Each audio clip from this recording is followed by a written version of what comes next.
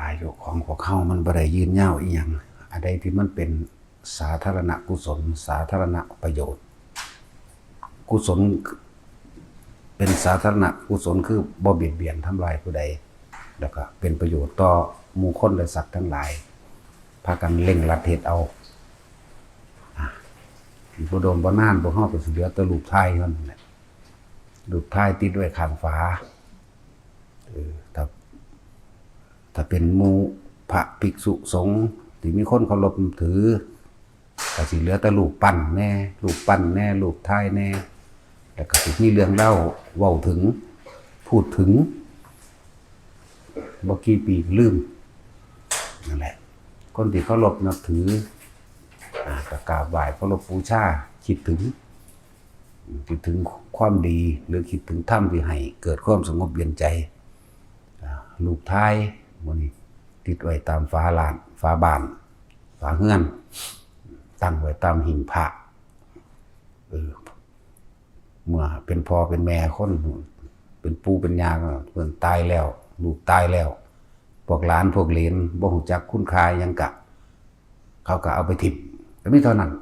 แต่ร่างกายเขาก็เอาไปทิ่มรูปภาพเขาก็เอาไปทิ่มรูปปั้นต่างๆเขาก็ว่าโอ้บ่มีประโยชน์เขาก็เอาไปทุบทิ่มด้วยกัน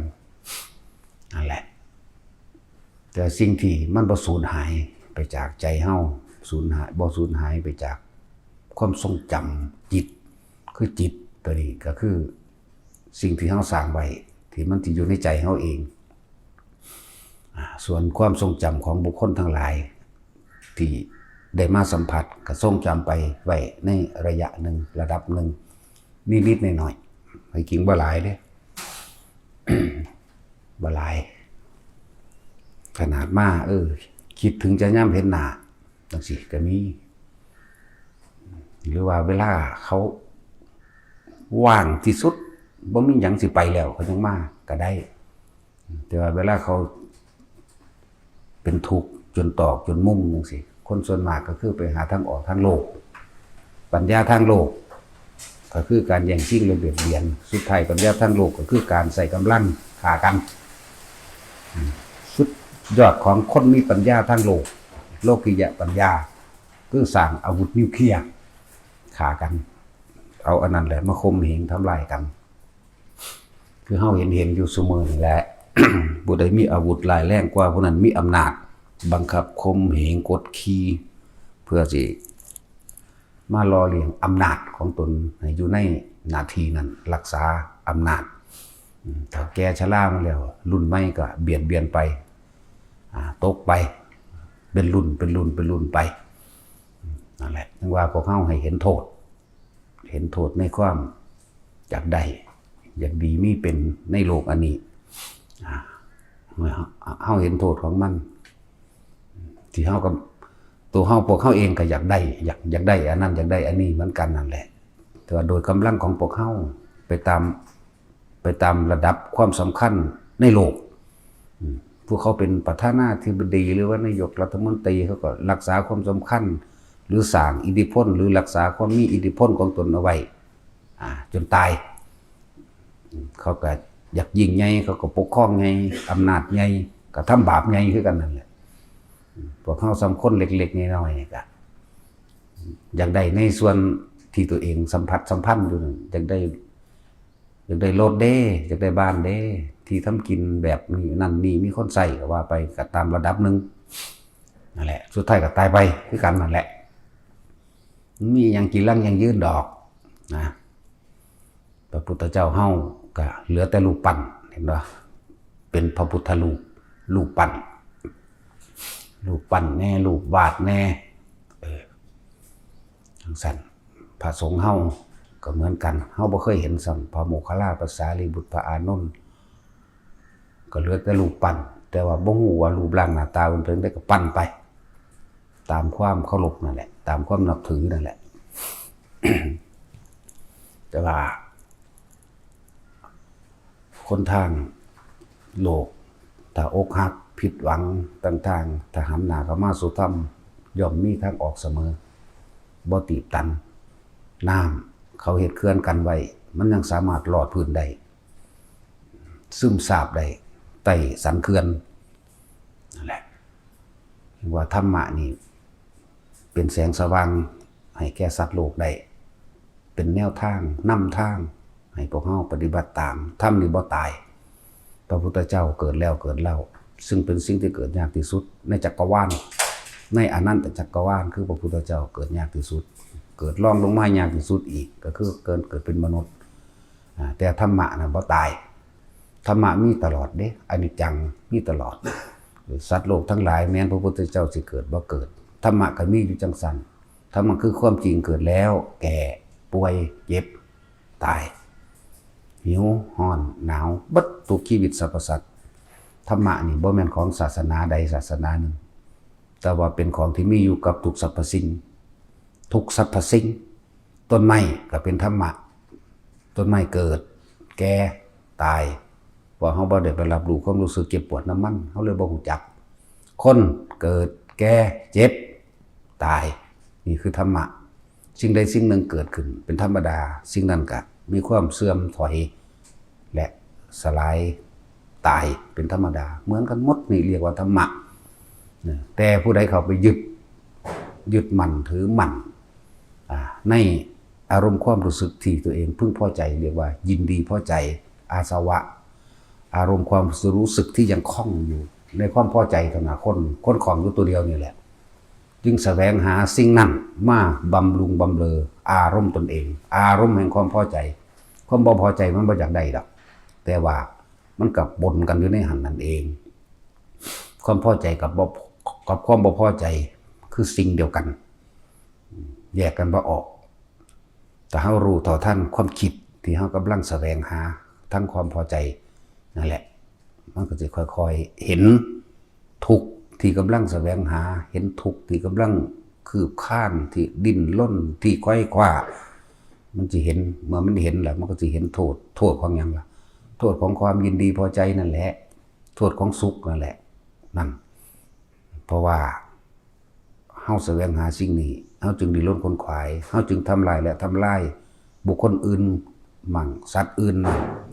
ทำลายดินน้ำลมไฟต้นไม้ภูเขามั่งเพื่อมาบำรุงบำเรออารมณ์ความยินดีพอใจของตนในระหว่างทำกลางก็ย่อมมีเรื่องเล่าต่างๆเด้ในระหว่างทำกลางก่อนที่สิได้มาเป็นหยังกระสร้างส่วนเฮาสิอยากซื้อรถจักรคันหนึ่งในระหว่างทำการที่เฮาหาเงินซื้อรถก็มีเรื่องเล่าต่างๆผิดใจกันมั่งถูกใจกันมั่งสารพัดบางคนก็พันได้ตายก่อนบางคนป่วยก่อนบางคนก็พิการก่อนสารพัดแต่สิเป็นนั่นแหละในระหว่างทำกลางคือความบ่จีรังอย่างยืนคือความบ่แน่นอนอารมณ์ย่อมแปรปรวนเปลี่ยนไปพบก็ย่อมแปรปรวนเปลี่ยนไปคือกันพบก็คืออารมณ์ความรู้สึกมีความพอใจและบ่พอใจนี่เองเวลาเฮาโมโหเฮาหาเหตุมันดูโมโหให้ไผโกรธไผเกลียดไผนั่นแหละสาเหตุเพราะมันบ่ได้อยู่นำคนผู้นั้นเด้บ่ได้อยู่นำคนผู้นั้นอยู่นำเฮาเองเพราะว่าเฮาบ่ได้ดังใจเฮาเลยบ่พอใจเฮาเลยโกรธเกลียดเคียดแค้นหวังทำลายแล้วทำลายเขาให้ชิบหายแต่ที่ไหนได้ความคิดที่เขากำลังคิดหวังทำลายและทำลายเขาชิบหายนั่นแหละมันจะกลับมาทำร้ายเราอย่างคาดไม่ถึงเฮาคิดบ่ถึงได้ว่ามันกำลังทำลายเฮาไผล่ะความคิดเฮาเองบ่มีอิหยังสิมีฤทธิ์มีเดชทำลายเฮาได้เท่ากับความคิดของเราเองแต่ผู้ใดรู้เท่าทันความคิดได้ผู้นั้นก็สิเห็นหนทางในการดับทุกข์จากการเวียนว่ายตายเกิดเพราะความอยากได้นั่นแหละที่มันเฮ็ดให้เวียนว่ายตายเกิดนั่นแหละจังว่าเพิ่นมีวิธีอยู่พระพุทธเจ้าองค์ใดก็สร้างในธรรมทั้งเบิดร่วมแล้วในโพธิปักขิยธรรม37อย่าง37หมวด37อาการมีสติปัฏฐาน4เป็นที่1สติปัฏฐาน4สมปัฏฐาน4อิทธิบาท4อินทรีย์5พระ5โพชฌงค์7นี่มีอิทธิบาท4เป็นตัวเฮ็ดให้เฮาเพียรพยายามให้ได้ฉันทะวิริยะจิตตะวิมังสาก็ต้องอาศัยความเพียรพยายามของตนมีความยินดีมีความพอใจนี่เรียกว่าฉันทะวิริยะคือเพียรพยายามจิตตะเอาใจใส่สอดส่องวิมังสาหาความรู้สอดส่องถามนู่นถามนี่เพื่อจะมาหาวิธีให้ตัวเองพ้นออกจากทุกข์แต่ว่าในวิธีของพระพุทธเจ้า บ่ว่าพระองค์ใดก็สร้างสิตรัสรู้อานาปานสตินี่เป็นที่หนึ่งเลยบัดนี้นั่นแหละแต่เฮาหวังการพ้นทุกข์แล้วมีความเห็นธรรมหรือเห็นทุกข์แล้วก็แสวงหาครูบาอาจารย์คือว่านั่นแหละเพิ่นก็บ่แนะนำเกินนอกเหนือไปนี่ดอกแต่ละองค์ก็คือลมหายใจเฮาเองเพิ่นจึงให้เฮาน่ะอยู่กับตัวเองให้เป็นตัวเองคือลมหายใจนั่นแหละ ส่วนมากเฮาไปอยู่แต่กับผู้อื่นเฮาบ่เข้าใจได้ว่าอยู่กับผู้อื่นฟังดีๆการอยู่กับผู้อื่นคือการคิดถึงคนนั้นคิดถึงลูกคิดถึงหลานคิดถึงหมู่พวกคิดถึงสัตว์เลี้ยงนี่เรียกว่าผู้อื่นเบิดส่งจิตออกนอกก็ว่าเรียกว่าผู้อื่นอยู่กับต้นไม้ต้นนั้นงามต้นนี้ขี้ร้ายอยู่กับหน้าตรงนั้นสวนนั้นรถคันนั้นเงินทองนั้นเรื่องเล่านั้นเรียกว่าผู้อื่นบ่เคยอยู่กับตัวเองคือหยังนั่นแหละบ่เคยอยู่ในกายแห่งตนเพิ่นถึงมีวิธีว่าให้สังเกตความคิดเจ้าของเพิ่นจึงให้พวกเฮามาอยู่กับลมคิดถึงลมหายใจเข้าออกเวทนาในเวทนานอกอย่างหนึ่งก็คือลมหายใจเฮานั่นแหละมีความรู้สึกคิดถึงลมหายใจแล้วก็จับความรู้สึกที่ลมหายใจเข้าออกในโพรงจมูกเฮานี่เองเวทนาในเวทนาถ้ามันบ่คิดถึงผู้อื่นแล้วอาการปิติก็เกิดนั่นเป็นเวทนาในเวทนาแล้วคำว่าอุเบกขามันก็สิเกิดขึ้นอยู่ในลมหายใจนี้อยู่ในความรู้สึกอันเป็นปิตินี้จิตในจิตแล้วมันก็สิจับความผิดจับความคิดของเจ้าของได้เองธรรมทั้งหลายคือสิ่งทั้งหลายทั้งปวงที่เฮาทรงความคิดไปหานั่นเองธรรมภายนอกต้นไม้ดินฟ้าอากาศภูเขาบุคคลสัตว์สิ่งของสารพัดกิเลส1,500 อย่าง1,500 อย่างเบิดทุกอย่างนั่นแหละภายนอกธรรมภายในคือความยึดมั่นถือมั่นถ้าเฮาเข้าใจคำว่าทุกสิ่งทุกอย่างเป็นอนิจจังหาความยั่งยืนเที่ยงแท้แน่นอนบ่ได้ถ้าเฮาเข้าไปยึดไปติดเฮาก็เลยต้องทุกข์กับสิ่งนั้นต้องเปลี่ยนแปลงไปเป็นอนัตตาเพิ่นจึงว่าอนิจจังทุกขังอนัตตารวมลงมาแล้วก็อยู่ที่ในใจเฮานี่เองอยู่ในจิตเฮาอยู่ในความคิดของเฮานี่เองถ้าจิตบ่คิดบ่นึกถึงบุคคลสัตว์สิ่งของกิเลส1,500ตัณหา108มันก็ดับทุกข์ธรรมภายนอกและธรรมภายในหรือธรรมในธรรมเฮาก็อยู่เหนือสิ่งทั้งปวงใดอยู่เหนือก็คือรู้เท่าทันบ่คิดปรุงแต่งไปพอเห็นโทษนั่นแหละจังว่าทุกคนก็มาฝึกเอาเฮาต้องเป็นผู้นำตนเองเด้ใจเป็นใหญ่ใจเป็นประธานก็เจ้าของเนี่ยเป็นประธานก็ดีบ่มีผู้ใดมาเอาสุขและทุกข์ให้กันได้สุขและทุกข์อยู่ที่ความคิดนะถ้ามันพอใจคิดไปแล้วพอใจว่าเจ้าของมีความสุขถ้ามันบ่ได้ดังใจบ่พอใจนั่นแหละมันทุกข์นั่นเฮ็ดจังได๋เฮาสิรู้ต่อท่านในระหว่างกลางนี่มันได้แหละจึงให้ขอคิดแต่ละคนไปฝึกเอาเองเฮาบ่อาจสามารถสิว่าเฮาไปห่วงผู้ใดผู้หนึ่งกันเฮาบ่อาจสามารถสิปลดทุกข์ให้เขาได้ดอกเฮาบ่อาจสามารถเอาสุขให้เขาได้เหมือนกันเฮาบ่อาจสามารถไปจัดการสิ่งใดสิ่งหนึ่งให้ลงดังใจเฮาได้ดอกเพราะตัณหามันบ่พ่อบ่เป็นได้สำนีอยากได้สำนีต่อหน้าไปเรื่อยเด้นั่นแหละบ่ฮู้ว่าเฮาอยากยามใดเพิ่นจึงว่าตัณหาหาต้นไม่ได้บ่ฮู้ว่าอยากได้ยามใดแล้วก็หาที่สุดบ่มีเลิศว่าตัณหาหาต้นไม่ได้หาปลายไม่มีแต่มีที่สุดแห่งทุกข์คือลมหายใจเฮานี่แหละเป็นหนทางค่อยๆฝึกไปเรื่อยเดี๋ยวมันก็จับทันเองดอกมันขึ้นอยู่กับความเพียรความพยายามของเฮาเองนั่นแหละทุกคนก็สามารถหลุดพ้นด้วยตนเองความเพียรของตนเองอะไรพอเฮามาฝึกเอาเฮ็ดเอาบ่มีผู้ใดฝึกให้เฮาได้เด้ถ้าเฮาบ่ฝึกเอาเองเพิ่นได้แต่แนะนึงเด้นั่นแหละหนทางดับทุกข์มีอยู่นะแต่ว่าหาผู้เดินทางยากแต่ความผิดนั่นก็บ่ได้เป็นความผิดของทางเด้เป็นความผิดของเฮาบ่เดินตามทางเองหมอมีอยู่คือครูอาจารย์ผู้สอนแต่ว่าบ่เข้าไปหาครูเองความผิดนั่นก็บ่ได้ขึ้นอยู่กับครูได้ครูก็สอนอยู่ซั่นตัวเองบ่เดินเองนั่นแหละ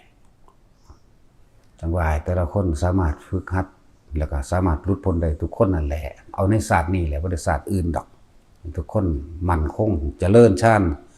คือหาเครื่องอยู่ให้กับตนเองเจริญหรือรักษาหรือคงไว้หรือคิดถึง ฌานแปลว่าเพ่งเพ่งในลมนั่นแหละอยู่กับความรู้สึกในลมหายใจ